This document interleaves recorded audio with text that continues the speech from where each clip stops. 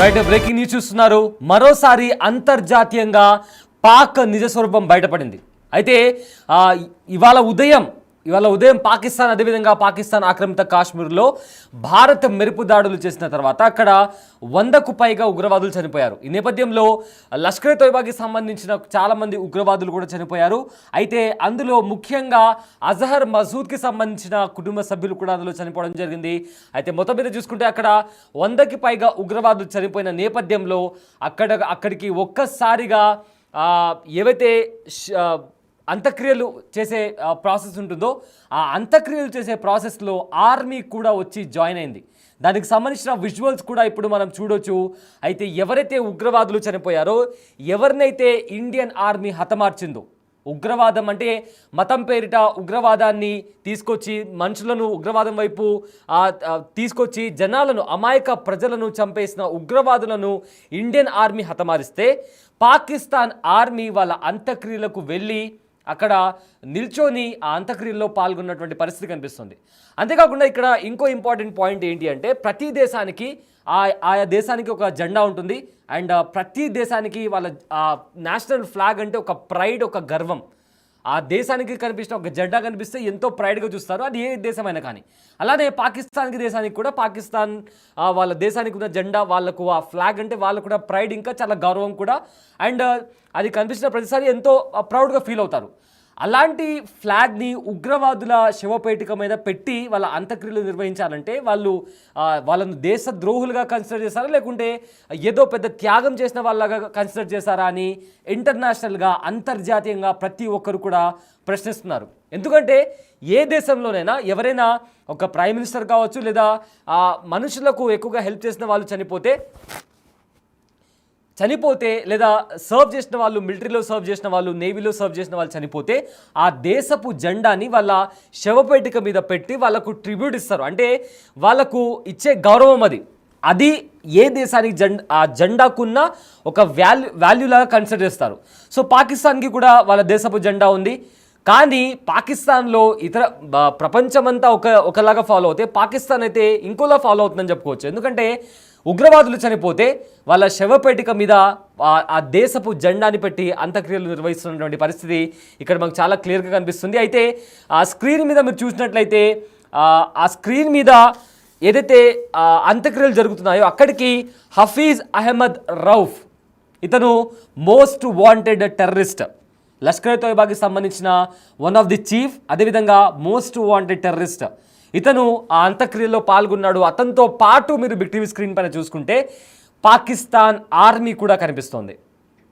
అయితే పాకిస్తాన్ ఆర్మీ ఎప్పుడు చెప్పేది ఏంటి, పాకిస్తాన్ ఆర్మీ కానీ పాకిస్తాన్ ప్రభుత్వం కానీ మేము ఉగ్రవాదానికి అగెయిన్స్ట్, మేము ఉగ్రవాదాన్ని సపోర్ట్ చేయలేదు అని చెప్పి కూడా చెప్తుంది. కానీ ఇక్కడ విజువల్స్లో చూసుకుంటే చాలా క్లియర్గా పాకిస్తాన్ ఆర్మీ అక్కడ ఉగ్రవాదుల అంత్యక్రియల్లో పాల్గొనింది. అండ్ దాంతోపాటు ఆ అంత్యక్రియలను లీడ్ చేసింది కూడా ఇస్లాం మతం పరంగా. అంత్యక్రియలు జరిగేటప్పుడు ఆఖరి నమాజ్ చదువుతారు. ఆ నమాజ్ని చదివింది కూడా పాకిస్తానీ మోస్ట్ వాంటెడ్ టెర్రరిస్ట్ అయిన హఫీజ్ అబ్దుల్ రౌఫ్. సో ఈ నేపథ్యంలో అక్కడ చాలా క్లియర్గా అనిపిస్తుంది, పాకిస్తాన్ మాకు ఉగ్రవాదులతో సంబంధం లేదు అని చెప్తుంది. బట్ ఇక్కడ చూస్తే ఏకంగా ఆర్మీ వాళ్లకు ఎస్కాట్ ఇస్తున్నటువంటి పరిస్థితి కనిపిస్తోంది. ఆల్సో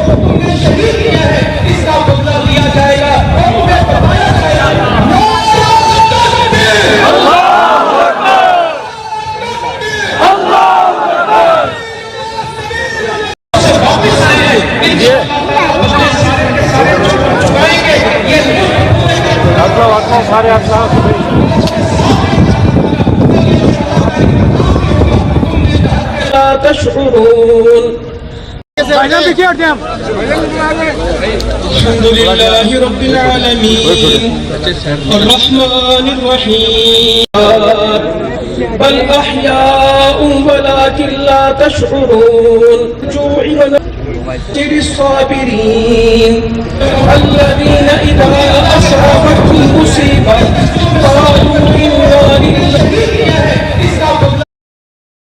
రైట్, చూసారు కదా అయితే పహల్గామ్లో ఉగ్రవాద దాడి జరిగిన తర్వాత పాకిస్తాన్ దీనికి మాకు సంబంధం లేదు అని చెప్తూ వస్తుంది. కానీ ఎన్ఐఏ ఇచ్చిన రిపోర్ట్ ప్రకారం ఆ ఉగ్ర దాడి వెనుక ఖచ్చితంగా పాకిస్తాన్ ఆర్మీ, పాకిస్తాన్కి సంబంధించిన ఇంటెలిజెన్స్ వింగ్ ఐఎస్ఐ అండ్ వీళ్ళతో పాటు పాకిస్తాన్లో ఉన్న లష్కరే తోయిబా అనే ఒక ఉగ్రవాద సంస్థ, వీళ్ళు ముగ్గురు కలిసి ఆ దాడికి పాల్పడ్డారు అని ఎన్ఐఏ ఒక రిపోర్ట్ ఇచ్చింది. సో దానికి పాకిస్తాన్ ఒప్పుకోలేదు. కానీ ఇవాళ కనిపిస్తున్న దృశ్యాలు, ఇవాళ కనిపిస్తున్న విజువల్స్ మనం చూస్తుంటే పాకిస్తాన్ ఆర్మీ, ఐఎస్ఐ, ఉగ్రవాదులు వీళ్ళు మొత్తం అంతా కలిసి ఒక్కటే అని చాలా స్పష్టంగా కూడా మనకు అర్థమవుతుంది. అయితే ఇదే అంశానికి సంబంధించిన మరింత సమాచారం మా ప్రతినిధి శివ అందిస్తారు. రైట్ శివ, ఈ దాడి జరిగిన తర్వాత పాకిస్తాన్లో ఉగ్రవాదులు చనిపోయిన తర్వాత వాళ్ళ అంత్యక్రియల నిమిత్తం అక్కడ ఉగ్రవాదుల అంత్యక్రియలు నిర్వహించడానికి పాకిస్తాన్ ఆర్మీ వాళ్ళు కూడా అక్కడ కనిపిస్తున్నారు. సో దీన్ని ఎలా చూడొచ్చు, దీనికి సంబంధించి ఉన్న అప్డేట్స్ ఏంటి?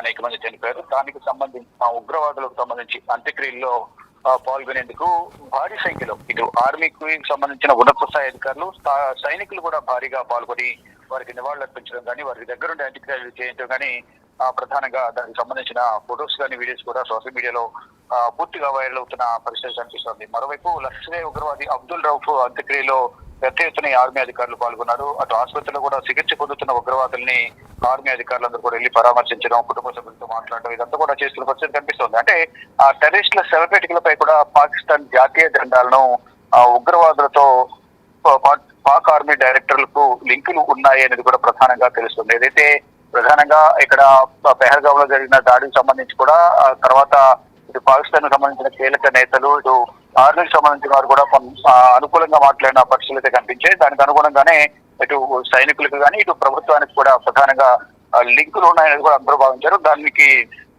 నిరూపితమయ్యే విధంగా కూడా, దానికి ఉదాహరణగా కూడా, ప్రత్యక్ష సాక్ష్యంగా కూడా ప్రపంచం ముందు తెలిపే విధంగా ఉగ్రవాదుల అంత్యక్రియలు పాల్గొనడం కానీ, శవపేటిక పైన పాకిస్తాన్ జెండా పెట్టడం, ఆసుపత్రిలో చికిత్స పొందుతున్న వారిని పరామర్శించడం, ఇదంతా కూడా ప్రపంచం అంతా కూడా చూస్తుంది. దీన్ని బట్టి అందరూ కూడా పాకిస్తాన్ సైనికులు కనుసన్నల్లోనే ఉగ్రదాడులు జరిగాయి భారత్ పై అనేది కూడా అందరు నమ్ముతున్న పరిస్థితి కనిపిస్తోంది. అంటే most wanted terrorist Hafiz Abdul అంత్యక్రియలో ఈ ఆర్మీ అధికారులందరూ కూడా పాల్గొన్నారు. ఇక హఫీజ్ అబ్దుల్ పక్కనే పాక్ ఆర్మీ అధికారులు కూడా ఉన్నారు. ఇంకా టెర్రరిస్టులు పెంచి పోషించి ఇండియా పైకి ఉసిగెల్పే ప్రయత్నం అయితే పాక్ ఆర్మీ చేస్తుంది అనేది కూడా దీన్ని బట్టి నిర్ధారణ అయిందని కూడా ప్రధానంగా కొంతమంది విశ్లేషకులు భావిస్తున్నారు. ఉగ్రవాదుల అంత్యక్రియలకు పాక్ ఆర్మీ హాజరు కావడంపై ప్రపంచ వ్యాప్తంగా కూడా విమర్శలను మూటగట్టుకుంటుంది పాకిస్తాన్ ప్రభుత్వం కానీ, ఇటు ఆర్మీ కానీ. మొత్తంగా చూసుకుంటే అంటే నిత్యం అక్కస్సు వెళ్ళగక్కుతూ ఏదో ఒక విధంగా భారత్ పైన విమర్శలు చేయాలి, దాడులు చేయాలనే దిశలో పాకిస్తాన్ ఉండి దానికి సంబంధించి ఉగ్రవాదుల చేత కాల్పులు జరిపించడం కానీ, దానిపై ప్రతీకార దాడిలో భాగంగా నిన్న రాత్రి జరిగిన దాడుల్లో పాకిస్తాన్ పైన ఆపరేషన్ సింధూర్ పేరుతో అటాక్ చేసింది భారత్. దాంట్లో కేవలం ఉగ్రవాద స్థావరాలే టార్గెట్ గా ఫిక్స్ చేసింది. ఎక్కడ కూడా సివిలియన్స్ పై కానీ, సైనికులపై కూడా ఎక్కడ కూడా దాడి చేసిన దాఖలాలు లేవనేది కూడా భారత ప్రభుత్వం అధికారికంగా ప్రకటించింది. కానీ ఇక్కడ వారు చనిపోయిన వారికి సంబంధించి మాత్రం ఎవరైతే ఉగ్రవాదులు ఉన్నారో వారి అంత్యక్రియలో పాల్గొనడం అనేది కరెక్ట్ కాదు. ఇది కావాలనే వీరు ఆర్మీ వెనుక ఉండి ఉగ్రవాదులను నడిపిస్తున్నారనేది కూడా దేశానికి. మరోవైపు పాకిస్తాన్ లో కూడా చాలా మంది ఈ విషయాన్ని కూడా ఖండిస్తున్న పరిస్థితి కనిపిస్తుంది. ఉగ్రవాదులు చనిపోతే మీరు ఎల్లడం అనేది కూడా వర్గ ప్రజలందరూ కూడా ప్రధానంగా సైనిక చర్యను వ్యతిరేకిస్తున్న పరిస్థితి కనిపిస్తుంది. మరొక యుద్ధానికి వెళ్లాలా లేదా అని సర్వే చేసిన సందర్భంలో కూడా అసలు యుద్ధం అనేది వద్దు, భారత్ యుద్ధం చేసి గెలవలేమంటూ కూడా ముందే వారందరూ కూడా వ్యతిరేకించిన పరిస్థితి కనిపిస్తుంది. కానీ ఇప్పుడు అంత్యక్రియల్లో దగ్గరుండి మరి ఈ టెర్రరిస్టులు పాల్గొనడం, టెర్రరిస్టులకు అంత్యక్రియలు దగ్గరుండి అంత్యక్రియలు చేయడం, వారికి కుటుంబ సభ్యులతో పరామర్శించడం, ఆసుపత్రికి వెళ్లి ట్రీట్మెంట్ పొందుతున్న వారిని పరామర్శించడం, ఇదంతా కూడా ఆర్మీ వెనుకుంటే ఉగ్రవాదులను నడిపిస్తుంది అనేది కూడా మరొకసారి తేటతెల్లమైంది. ఈ లష్కర్ తోయిబా, ఐసిస్, జైషే మహమ్మద్ కాదు, ఆర్మీ కూడా వీరు వెనుకుంది, టెర్రరిస్టులు వెనుకుంది అనేది కూడా ప్రధానంగా నిర్ధారణ అవుతున్నట్టు కూడా కొంతమంది విశ్లేషకులు భావిస్తున్నారు. ప్రధానంగా చూసుకుంటే ఈ దృశ్యాలన్నీ కూడా సోషల్ మీడియాలో వైరల్ అవుతున్నాయి. ఫొటోస్ కానీ వీడియోస్ సోషల్ మీడియాలో వైరల్ అవుతున్న నేపథ్యంలో ప్రపంచ వ్యాప్తంగా పాకిస్తాన్ పైన విమర్శలు గుప్పిస్తున్న పరిస్థితి కనిపిస్తుంది. అంటే ఇది కరెక్ట్ కాదు. ఉగ్రవాదులు ఏదైనా వారి మీద అభిమానం ఉంటే వారు వెళ్లకుండా మామూలుగా ఫోన్ లో పరామర్శించడమా, లేకపోతే ఇతర మాధ్యమాల ద్వారా వారిని పరామర్శించి మాట్లాడడం, ఫోన్ లో సంభాషించడం చేయాలి. కానీ ప్రత్యక్షంగా వెళ్లి వారు ఉగ్రవాదులను పరామర్శించడం, అంత్యక్రియలో పాల్గొనడం, ఆసుపత్రికి వెళ్లి ట్రీట్మెంట్ సంబంధించి వారితో డాక్టర్స్ తో మాట్లాడడం కానీ వారు పరామర్శించడం అనేది ఇది కావాలనే ఉగ్రవాదులతో చేతులు కలిపి భారత్ పైన ఉసుగెలిపే ప్రయత్నంలో భాగంగానే పాకిస్తాన్ సైన్యం దీంట్లో కీలక పాత్ర పోషించింది పెహల్గాం దాడులకు సంబంధించి కూడా అనేది కూడా అందరూ భావిస్తున్నారు. మొత్తంగా చూసుకుంటే ఏదైతే పాకిస్తాన్ సైన్యం చేపట్టిన ఈ చర్య ఏదైతే ఉందో ఇదంతా కూడా విమర్శలు పాలవుతుంది పాకిస్తాన్. ఇప్పటికే ఒంటరి దేశమైన పాకిస్తాన్ కు మిత్ర దేశమైన ఆఫ్ఘనిస్తాన్ దూరమైంది. కేవలం ఇప్పుడు టర్కీ, ఇరాన్, ఇరాక్, చైనా తప్ప ఎవరు కూడా వారికి సహాయం చేయని పరిస్థితి కనిపిస్తోంది. ఈ సందర్భంలో ఒకవేళ మళ్ళా అటాక్ చేస్తే కనుక ఎటువంటి వస్తే ఈసారి నామరూపాలు లేకుండా పోతుంది పాకిస్తాన్. అసలు ప్రపంచ పటంలో పాకిస్తాన్ అనేది ఒకటి ఉండదు అంటూ కూడా కొంతమంది అంతర్జాతీయ నిపుణులు కూడా భావిస్తున్నారు. మొత్తంగా చూసుకుంటే రాత్రి జరిగిన అటాక్ 9 స్థావరాల్లో 5 ప్రాంతాల్లో అటాక్ జరిగిన నేపథ్యంలో కోలుకోలేని దెబ్బతగిలింది. ఇంకా ఫ్యూచర్ లో మరి అతి త్వరలోనే సింధూర్ 2 కూడా రాబోతుంది, ఆపరేషన్ సింధూర్ 2 కూడా రాబోతున్నట్టు కూడా ప్రచారం జరుగుతుంది. దాని తీవ్రత ఎంత ఉంటుందని కూడా చూడాల్సింది. ఈ రోజు ఏదైతే మీడియా సమావేశం ఏర్పాటు చేసిన నేపథ్యంలో కమాండ్ వింగ్ కానీ లెఫ్టినెంట్ కర్నల్ కూడా ఏదైతే స్థావరాలను గుర్తించారు, 21 ఉగ్రవాద స్థావరాలను గుర్తించమని చెప్పారు. 9 స్థావరాలపై అటాక్ చేశారు. ఇంకా 12 స్థావరాలు అయితే ఇంకా ఉన్నాయి. ఆ 12 స్థావరాలపై ఎప్పుడు అటాక్ చేస్తారు, ఆపరేషన్ సింధూర్ 2 ఇంప్లిమెంట్ చేస్తారా, దానికి సంబంధించి ఎప్పుడు భారత సైన్యం సన్నద్ధమవుతుంది, వాయుసేన కానీ ఎయిర్ ఫోర్స్ కానీ భారత ఆర్మీ కానీ ఎప్పుడు సన్నద్ధమవుతుంది, ఎప్పుడు అటాక్ చేయబోతుంది అనేది కూడా చూడాల్సింది. కానీ భయంగా మాత్రమే పాకిస్తాన్ ఉంది, ప్రజెంట్ ఉంది.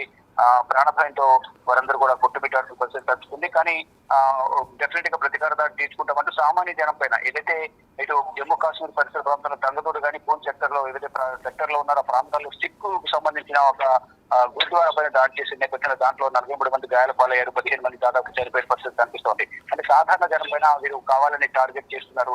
కేవలం భారత్ మాత్రం ఉగ్రవాద స్థావరాలనే టార్గెట్ చేసుకునే వారిపై దాడులు చేసిన పరిస్థితి కనిపిస్తుంది. కానీ నిత్యం కూడా ఏదో ఒక సందర్భంలో సామాన్యులని, ఫర్ ఎగ్జాంపుల్ ఏదైతే టహల్గామ్ లో జరిగిన దాడి ఉందో వారు సామాన్యులు టూరిస్టులు, వారిని టార్గెట్ చేస్తున్న 26 మందిని కాల్పుల ద్వారా హతమర్చారు. ఇప్పుడు కూడా 15 మంది సామాన్య ప్రజల అమాయకులను అటాక్ చేసి వారిపై ఇళ్లపై దాడి చేసిన నేపథ్యంలో, గురుద్వారాపై దాడి చేసే నేపథ్యంలో సిక్కులను టార్గెట్ తీసుకుని దానిలో కూడా 15 మంది చనిపోయారు, 43 మందికి గాయాలయ్యాయి. ఇలా సమీపంలో ఉన్న భారత్ పాకిస్తాన్ సరిహద్దు ప్రాంతం ఏదైతే సమీపంలో ఉన్న ప్రాంతాల్లో టార్గెట్ చేసుకుని పాకిస్తాన్ కాల్పులకు తెగబడుతుంది. మొత్తానికి ఏదైతే టెర్రరిస్టులు ఎవరైతే చనిపోయారో, భారత్ దాడి చేసిన 9 స్థావరాలు 5 ప్రాంతాల్లో ఎవరైతే మృతి చెందారో అటువంటి వారి అంత్యక్రియల్లో పాకిస్తాన్ ఆర్మీ పాల్గొనడం అనేది ఇది పెద్ద తప్పిదం. ప్రపంచం ముందు దోషిగా నిలబడాల్సిన దుస్థితి అయితే ప్రజెంట్ పాకిస్తాన్ సైన్యానికి ఏర్పడిందనేది కూడా ప్రధానంగా చెప్పుకోవాలి. Right, thank you Shiva, thanks for the update. So present అయితే పాకిస్తాన్ అంతర్జాతీయంగా దోషిగా నిలబడింది. ఎందుకంటే ఎవరైతే ఉగ్రవాదులు చనిపోయారో వాళ్ళ అంత్యక్రియల్లో ఏకంగా పాకిస్తాన్ ఆర్మీ పాల్గొనడం అనేది ఇప్పుడు తీవ్ర చర్చకు దారితీసింది.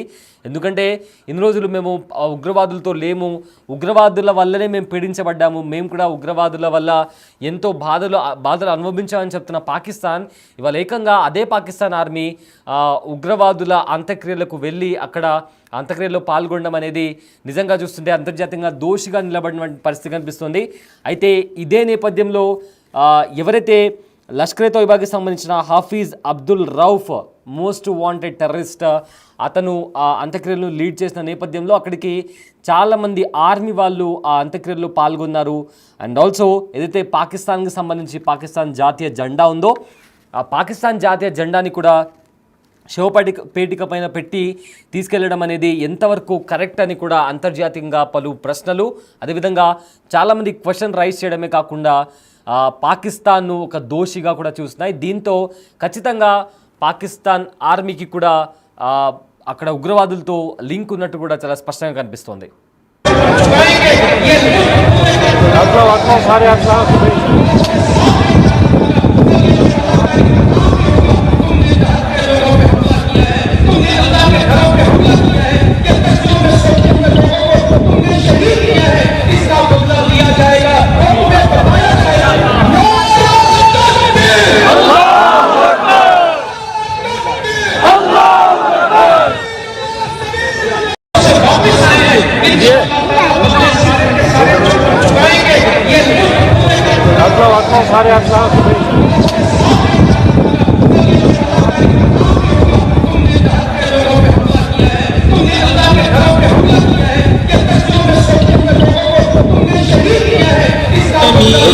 الرحمن الرحيم.